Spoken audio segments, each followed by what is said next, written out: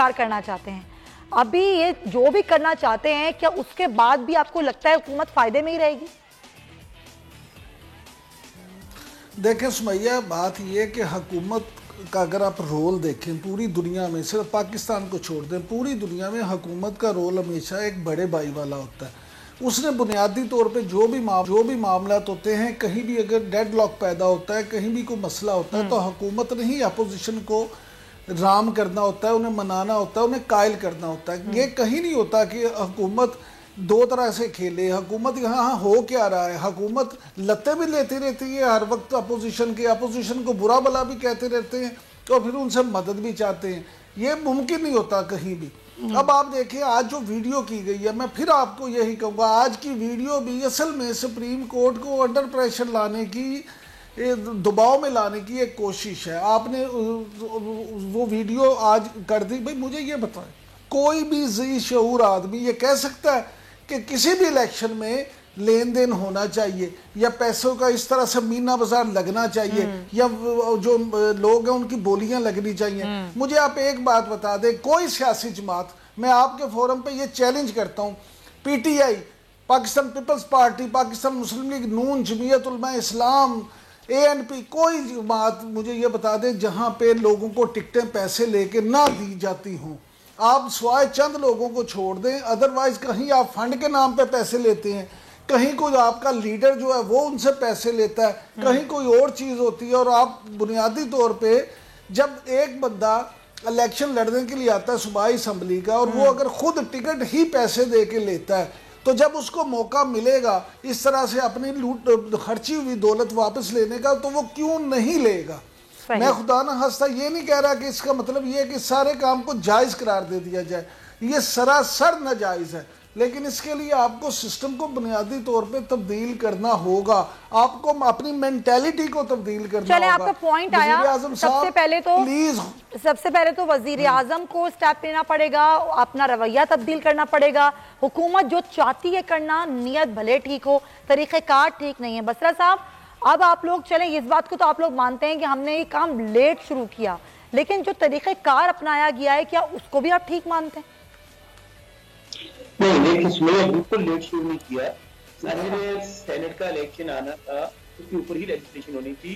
जो पॉइंट्स इमरान याकूब साहब ने उठाए, एक तरफ हम सब लोग कहते हैं, और आज आपने वीडियो भी देखी कि खरीदो फरोख्त होती है, करप्शन होती है, जुमा बाजार लगता है, लोग बिकते हैं, लोग अपनी बोलियां लगवाते हैं। अगर इस गंद को खत्म करने के लिए हम सब लोग हो जाए तो क्या इसमें इशू था? इसका मतलब ये है कि जो लोग इस आईनी तरमीम का साथ नहीं दे रहे और उसके लिए वोट नहीं करना चाहते, वो चाहते हैं और वो आदी हैं, हैबिचुअल क्रिमिनल है 70 साल से लोगों के वोट खरीदने के, उनके पास तो सर ये जो लोग आप लोगों ने निकाले थे, ये भी आदी होंगे, ये भी सब कुछ करते होंगे, इनका भी यही क्रिमिनल रिकॉर्ड होगा। इस तरह तो किसी को भी नहीं कहा जा सकता। कौन यहाँ पर खरीदो फरोख्त की बातें अभी भी चल रही हैं, आप भी जानते हैं, मैं भी जानती हूँ, इमरान याकूब साहब भी जानते हैं, मुलाकातें अभी भी हो रही हैं, तमाम राब्ते हो रहे हैं।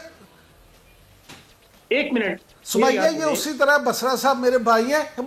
बसरा साहब सिर्फ एक सेकंड, मैं बसरा साहब को सिर्फ याद दिलाना चाहूंगा, ये बसरा साहब का मौक़िफ़ वही है जो जनरल ज़ियाउल हक ने जब रेफरेंडम कराया था ना, तो उन्होंने ये कहा था अगर आप मुल्क में इस्लाम चाहते हैं तो ज़ियाउल हक बड़ा जरूरी है। भाई ज़ियाउल हक का इस्लाम का क्या उस तरह से ताल्लुक? तो ये इब्तदा गंद को साफ करने की 20 MPs जिन्हों की खरीदो फरोख्त हमने उनको निकाला। चले माजी को छोड़ दे, इन दोनों पार्टियों ने जब सीओडी साइन किया, उसकी शिक नंबर 23 लिखा हुआ है कि सीक्रेट बैलेट खत्म करेंगे, नंबर 1। नंबर चेयरमैन का इलेक्शन होता है, 62 लोग खड़े होते हैं अपोजिशन के, 50 वोट निकलते हैं। क्या इन लोगों ने आज तक उनके खिलाफ कार्रवाई की?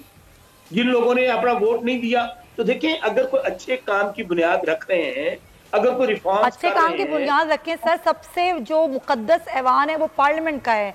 पार्लियामेंट में जाएं, वहां पे 2/3 अक्सरियत तो नहीं है आपके पास, लेकिन बैठे अपोजिशन को बैठ के बात करें, वहां आइन में तरमीम कर लें।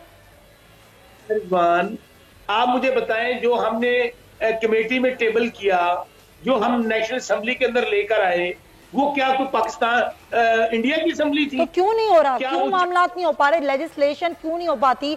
हर जगह आप सदारती ऑर्डिनेंस क्यों लेकर आ जाते हैं? क्या वजह है? नहीं लगता कोई गलती आपकी? गैर कानूनी और गैर आईनी काम नहीं है। हमने तो आप कंपैरिजन कर लें कि जब हमने कितने ऑर्डिनेंस दिए हैं और माजी की हुकूमतें कितने ऑर्डिनेंस देती थी। छोड़े ना माजी की हुकूमतों को सर, उनको तो आप लोग गालियां देते हैं। आज पाकिस्तान तहरीक-ए-इंसाफ वही करेगी जो माजी की हुकूमतें करती रही। ये क्या बात हुई? एक बात सुमैया बहुत क्लियर है, मैं आपकी बात मानता हूं कि हमारे पास असेंबली में मेजॉरिटी नहीं है। हाँ, जिसकी वजह से हम हैं। अगर हमारे पास मेजॉरिटी थी तो यकीन माने अब तक बहुत सारा गन साफ हो गया होता। ये ब्लैकमेलिंग, ये तरह तरह के हरबे, ये एनआरओ दे दो। अगर मैं फिर कह रहा हूं अल्लाह के फजल से 2/3 मेजॉरिटी होती है हमारे पास। आप ये कह रही है ना, अब तक बहुत सारी लेजिस्लेशन हो चुकी होती, बहुत सारा गन साफ हो चुका होता। इंशाल्लाह सेनेट में जब हमारे पास अब अक्सरियत आ जाएगी, आप सारा गन साफ कर दें, बचेगा कौन? फिर तो कोई भी नहीं बचेगा, फिर पार्लियामेंट में कौन बैठेगा? सब्सक्राइब करें और बेल दबाएं ताकि कोई खबर रह न जाए।